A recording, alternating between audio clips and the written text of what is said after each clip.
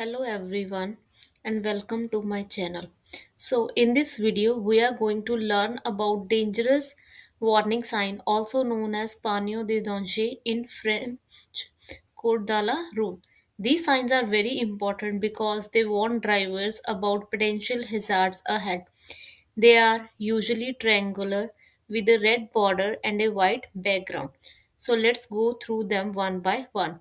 Firstly, we have the curve sign. So these signs indicate a dangerous bend in the road. A curve to the right means you should slow down and prepare to turn right.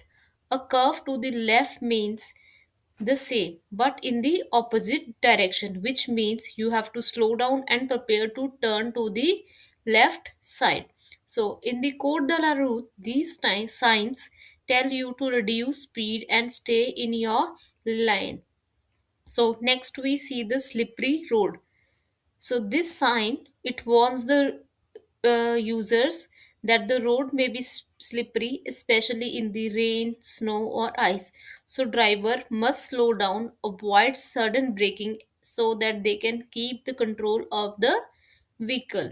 So now we have the road narrowing sign. These sign indicate that the road become narrow. It can narrow from the left side, it can narrow from the right side, or it can narrow from the both side. So according to this sign, you must be careful, reduce the speed, and be ready to give the way if it is needed.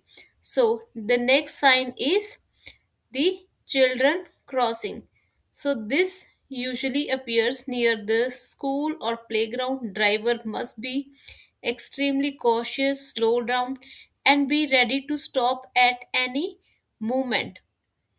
So all the dangerous signs here are to warn you not to give orders. So you have to slow down, stay alert, anticipate danger. So thank you for watching. If this video helped you understand the French road sign, do not forget to like and subscribe for more lessons on Code de la Route.